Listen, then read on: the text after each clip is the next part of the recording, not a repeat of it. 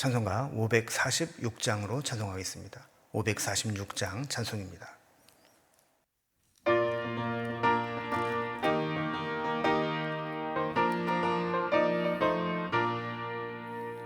주님 약속하신 말씀 위에서 영원토록 주를 찬송하리라.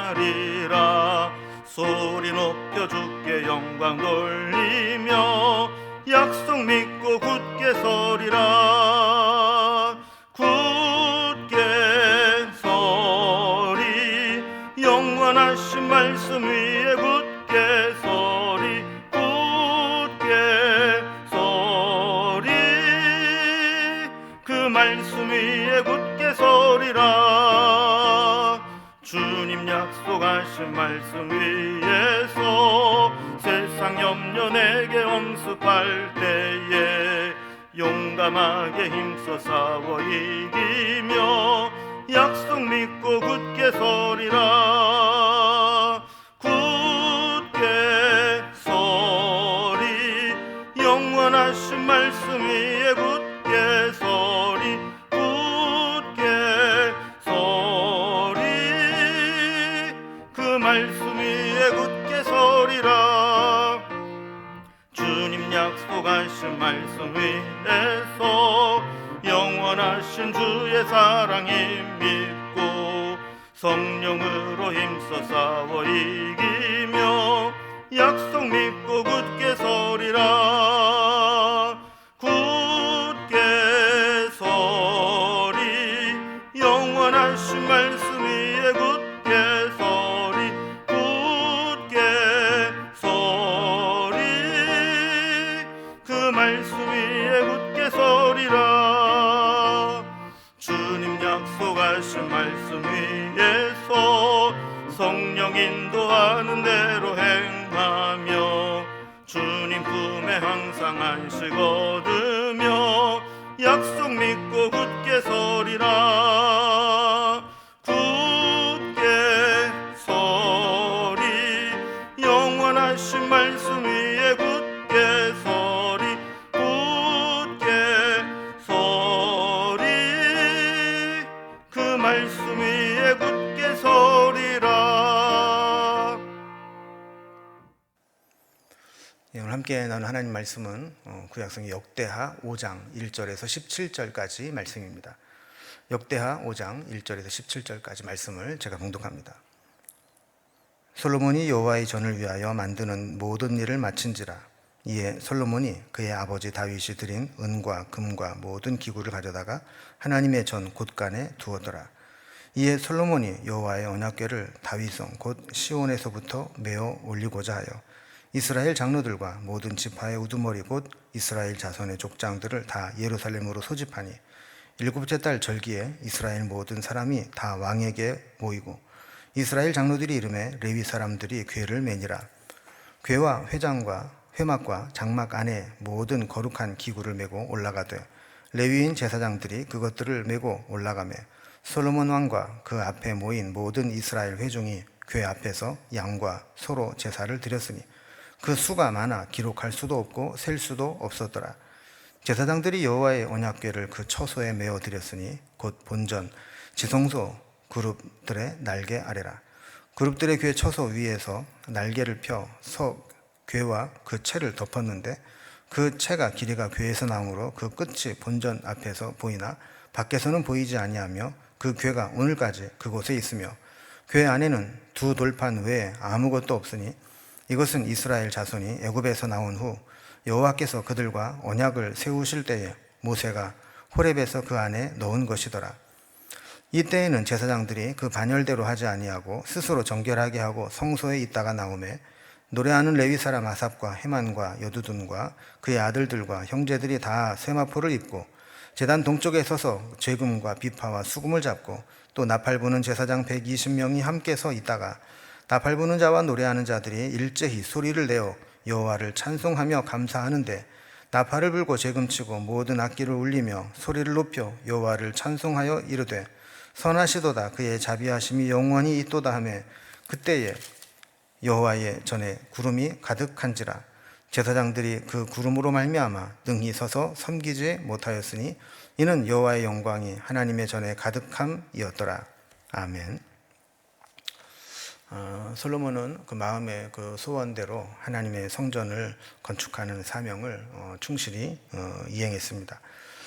정리를 해보면 2장에서는 필요한 준비를 하는 장면을 살펴보았습니다. 특별히 두로 왕에게 성전 건축에 필요한 자재와 최고의 기술 장인들을 파견해달라고 요청을 했습니다. 3장에서는 모든 준비가 끝나자 이제 성전 건축이 시작됩니다. 성전 부지를 마련하고 성전의 기능을 수행할 수 있는 건물을 건축하게 됩니다. 4장에서는 그 세워진 건물 안에 하나님을 예배하고 제사에 필요한 기물들을 제작하는 장면을 살펴보았습니다. 5장에서 7장까지는 어떻게 보면 이제 성전 봉헌식이라 이렇게 볼 수 있는데 정식으로 봉헌식을 하기 전에 이제 5장 오늘 본문에서는 모든 준비를 마친 후에 지성소 안에 언약궤를 모셔서 안치하는 장면이 나오게 됩니다. 그간 이 다윗궁 안에 다윗의 장막에 임시로 모셔져 있던 언약궤가 이제 규례를 따라서 제사장들이 메고 성전 안에 지성소에 안치하게 되는 겁니다. 이때 하나님의 영광이 그 여호와의 전에 가득 나타나게 됩니다. 빽빽한 구름 가운데 여호와의 영광이 가득하게 되었다. 쉐키나라고 하는 하나님의 영광이 임하게 되었다라는 것이죠. 자, 오늘 본문은 이렇게 성전 모든 것들이 맞춰지고 그 속에 언약궤를 안치하는 장면이 나오게 되는데 단락별로 좀 구분을 해보면 먼저 1절에서는 성전이 모두 완공되고 또 그 안에 들어갈 기물까지도 성전 안에 다 채워졌다 하는 내용이 나오게 됩니다. 2절에서 10절까지는 이제 언약궤를 이제 성전 안에 지성소로 옮겨서 안치하게 되었다. 그 과정들을 설명합니다. 11절에서 14절까지는 여호와의 영광이 그 성전에 가득하게 되었다. 하나님이 성전을 기뻐하시고 성전에 임재하신다라는 표시로 영광을 드러내 주셨다라는 겁니다. 자, 이제 첫 번째 단락부터 봅니다. 이제 성전 건축이 완공되고 거기에 필요한 기물들까지 성전 안에 다 들어오게 되었다 하는 내용입니다. 성전 봉헌식은 이렇게 언약궤를 성전 안으로 모셔드린 것으로 시작되는데 먼저 그 준비가 다 끝났다라는 것을 1절에서 이렇게 설명합니다. 자, 솔로몬이 여호와의 전을 위하여 만드는 모든 일을 마쳤다. 그리고 솔로몬이 그의 아버지 다윗이 드린 은과 금과 모든 기구를 가져다가 하나님의 전 곳간에 두었더라. 자, 그러니까 외형적인 건물뿐만 아니라 내부에 필요한 그런 성물들까지도 다 적재적소에 배치를 하게 되었고 나머지는 하나님의 전 곳간 성전 창고에 다 보관을 해 두었다 하는 겁니다. 자, 그리고 이제 마지막 남은 게 있습니다. 두 번째 단락에 나오는데 하나님의 임재의 상징인 언약궤를 성전 안에 지성소의 제자리에 옮겨서 안치하는 것입니다. 2절에 보면 본격적으로 여호와의 언약궤를 다윗성 곧 시온에서 메어 올려서 성전으로 모셔오려고 합니다. 솔로몬은 이 언약궤를 모셔오기 위해서 이스라엘 장로들과 모든 지파의 우두머리 족장들을 다 예루살렘으로 소집했습니다. 자, 이스라엘의 이런 대표자들이 함께 모여서 참여하게 됩니다. 언약궤는 지금까지 하나님의 임재의 가장 결정적인 상징이었습니다. 만약에 언약궤가 없으면 솔로몬 성전은 아무리 화려하고 멋지게 크게 웅장하게 지었다 할지라도 인간이 세운 건축물에 불과합니다.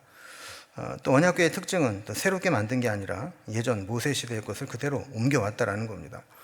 다른 것들은 다 다시 만들었지만 언약궤는 옛날부터 있었던 것들을 그대로 모셔온 것이죠.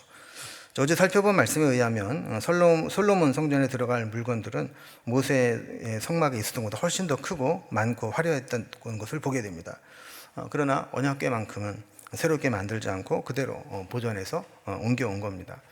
하나님의 임재는 어떤 외형적인 것에 좌지우지되는 것이 아니기 때문에 그 자체로 하나님의 영광이 나타나기 때문입니다. 3절에 보면 그 시기가 일곱째 달 절기로 잡았습니다. 일곱째 달에는 우리가 잘 아는 대로 이스라엘 달력으로 7월 달에는 초막절과 장막절이 있죠. 이스라엘 백성들이 초막절을 지키기 위해서 모이게 될 때 성전 봉헌식 및 언약궤 안치식을 함께 하도록 그 디데이로 잡은 겁니다. 4절에 보면 이스라엘의 장로들이 모였고 레위 사람들이 궤를 메어왔다 그랬습니다. 언약궤는 다른 방식으로 옮길 수 없고 레위인들, 특별히 레위 자손 가운데 그앗 자손만 어깨에 메고 올 수 있기 때문에 그 율법대로 옮겨 오게 한 것이죠. 5절에 보면 그 옮겨오는 행렬을 조금 더 자세히 설명을 하는데, 그동안 모세의 성막 안에 있었던 언약궤뿐만 아니라 회막과 장막 안에 있던 모든 거룩한 기물들도 함께 옮겨왔다 그랬습니다. 또 6절에서는 모세의 성막에 있었던 언약궤와 기구들을 옮겨와 성전 앞뜰에 놓아둔 후에 성대하게 제사를 드리게 됩니다. 양과 소로 제사를 드렸는데 그 수가 많아서 기록할 수도 없고 셀 수도 없었다. 그 정도로 하나님의 임재의 상징인 언약궤가 들어올 때 아주 성대하게 하나님 앞에 제사를 드린 겁니다. 자, 그리고 난 후에 비로소 7절에 보면 언약궤를 본래 있어야 될 지성소에 메어 드리게 됩니다. 지성소 그룹들의 날개 아래 안치했다, 이렇게 된 것이죠. 원래 이제 언약궤라고 하는 것은 그 어떤 궤를 의미하지만 그 더 중요한 게 그거를 덮고 있는 그 그룹들의 날개로 되어 있는 시음자라는 뚜껑입니다. 8절에 보면 이 그룹들, 즉 천사들 형상이 언약궤 위에 날개를 펴서 그 궤와 그 채를 덮는 모양으로 되어 있다 그랬습니다. 그리고 채라고 하는 것은 궤를 운반할 때 궤에 나무를 끼워서 이렇게 멜 수 있도록 하는 막대기인데, 그 막대기를 꿰 수 있도록 고리를 만들어 놓은 것을 의미하는 것이죠. 그래서 그 모든 이 언약궤를 덮는 뚜껑이 중요하다 그랬는데 그 아래에 언약궤를 놓였다 하는 겁니다. 자, 9절에 보면 그 채가 길어서 궤에서 나왔고 상태로 계속 있었다 그랬습니다. 자, 그리고 이 언약궤 안에 뭐가 있느냐, 이제 10절 말씀 보면 그 언약궤 안에는 두 돌판 외에는 아무것도 없었다. 자, 원래 율법을 받아서 내려와서 처음 언약궤를 만들었을 때는 거기에 돌판, 말씀을 담은 돌판 외에도 만나를 담은 항아리와 아론의 쌍난 지팡이를 함께 넣어 두었는데, 이게 보면 만나를 담은 항아리나 아론의 쌍난 지팡이에 대한 언급은 없고 오직 두 개의 돌판만 있었다, 이렇게 기록을 하고 있습니다.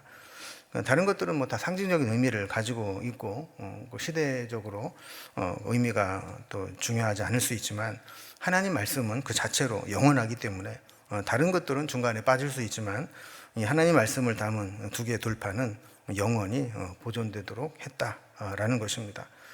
자, 이렇게 해서 성전 외형의 건물, 그리고 그 안에 들어갈 모든 성물, 기물들, 그리고 이제 마지막으로 언약궤까지 다 맞춰지게 되면서 이제 성전은 건축이 완공됐다 볼 수 있습니다.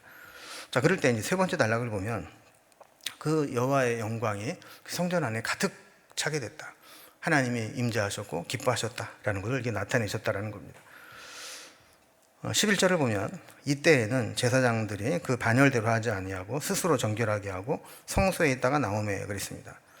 자, 원래 이제 성전에 들어가 섬기는 제사장들은 24개 조로 되어 있습니다. 24개 조가 순서를 따라서, 성경의 반차를 따라서 있는데 순서를 따라서 그 자기 순서가 되면 성전에 들어가 제사장 직무를 감당하곤 했는데, 이 성전 봉헌식은 너무나 귀하고 중요한 예식이기 때문에 이렇게 순서를 맡은 자만 나오는 것이 아니라 모든 사람들이 다 스스로 원하는 사람들은 준비하고 나와서 정결하게 하고 성전 봉헌식을 할 수 있도록 그렇게 했던 겁니다. 이 세상 사람들 중에 보면 맡겨준일도 못하는 사람이 있습니다. 또 어떤 일을 맡겼는데 문제를 일으키고 포기하는 사람도 있습니다. 또 어떤 사람은 꼭 자기가 맡겨진 일만 하고 이건 내가 아니야, 내 일 아니야 그러면서 더도 덜도 말고 시키는 것만 하는 사람도 있습니다. 그런데 어떤 사람은 스스로 알아서 하나님을 기쁘시게 하는 일이라면 찾아서 하는 사람도 있습니다. 그래서 이렇게 하나님의 일을 하는 사람들은 이렇게 꼭 정해져 있는 것이 아니라 자원해서 성전 봉헌식에 참여하도록 허용을 한 겁니다. 12절과 13절에 보면 이제 찬양대가 나옵니다. 12절에 나오는 노래하는 레위 사람 아삽과 헤만과 여두두는 다윗이 명한 3대 악사들이죠. 그들은 찬양 인도자도 되었고 예배를 인도하는 인도자도 있습니다. 저들과 그의 아들들과 형제들이 세마포 옷을 입었다 했는데 찬양대 가운처럼 어떤 구별된 옷을 입고 하나님을 찬양하는 일을 감당했다 하는 겁니다. 그리고 제단 동쪽에는 제금과 비파와 수금을 잡고 나팔 부는 제사장 120명이 함께 나팔을 불었다. 또 13절에 보면 노래한 자들이 일제히 소리를 내어 여호와를 찬송하며 감사했다 그랬습니다. 자, 이렇게 모든 것들을 마치고 마지막은 찬양대가 하나님 앞에 그 악단과 함께 웅장한 찬양을 올려드리게 되는데, 하나님께서 자신의 영광을 그 성전에 가득 채우시는 모습으로 응답하십니다. 하나님의 영광이 구름처럼 임하게 되는데 14절에 보면 제사장들이 이 구름에 가려서 자기의 직무를 제대로 감당하기 힘들 정도로 구름이 하나님의 영광으로 인해서 가득했다는 겁니다. 이 모습을 보면 우리에게 있어서 어떤 게 잘 중요한 것인가 하는 것들을 다시 한번 생각해 보게 됩니다. 일이 중요하지만 사실 일보다 중요한 것은 내가 있는 그 자리에 하나님이 함께 하시고 하나님의 영광이 나타나고 있는가 하는 겁니다. 그러니까 우리는 어디서 내가 무엇을 하느냐 하는 것도 중요하지만 그 일이 하나님이 기뻐하시는 일이고 그곳 하나님이 함께 하시고 하나님 임재가 있느냐 하는 게 중요하다라는 것이죠. 하나님이 기뻐하시는 헌신은 주의 일을 하다가 여호와의 임재하심과 또 영광이 느껴져서 감격하고 감동하고 주의 영광 속에 머무르고 싶은 것, 그것이 정말 하나님을 위해서 헌신하는 자의 모습입니다. 아무리 열심을 내도 하나님의 영광이 없는, 하나님이 함께하지 않는 일은 무의미한 열심일 수밖에 없습니다. 우리가 오늘도 하루를 살아가고 또 우리의 사명을 감당한다 할 때 그것이 어떤 일에 치이고 일에 지치는 것이 아니라 정말 그 속에 하나님의 임재가 있고 하나님의 영광이 나타나는 그런 삶이 될 수 있으면 좋겠습니다. 그래서 우리 예배 가운데, 우리의 기도 가운데, 우리의 삶의 현장 가운데, 우리의 헌신과 섬김 가운데 이 하나님의 임재와 영광의 흔적들이 늘 나타날 수 있기를 주님의 이름으로 기원합니다. 기도하겠습니다. 하나님 아버지, 오늘 솔로몬이 그렇게 오랫동안 준비했던 성전 건축이 이루어지고 그 안에 들어갈 기물들이 완성되고, 그리고 오늘은 이제 여호와의 임재의 상징인 언약궤를 지성소에 모시는 장면을 살펴보게 되었습니다. 하나님, 우리에게 있어서 중요한 것은 이 지성소에 언약궤가 들어갈 때 하나님의 영광이 임했던 것처럼 우리가 살아가는 그 삶의 현장에 하나님의 임재가 있고 하나님의 영광이 나타나느냐 하는 것인데, 우리가 우리의 삶의 본질을 잃어버리지 않게 하시고 하나님을 기쁘시게 하며 하나님의 영광을 나타내는 삶을 살아갈 수 있도록 인도하여 주시옵소서. 오늘도 우리 가운데 함께 하실 주님을 바라보며 예수님의 이름으로 기도드리옵나이다. 아멘. 각자에게 두 제목들로 자유롭게 기도하시겠습니다.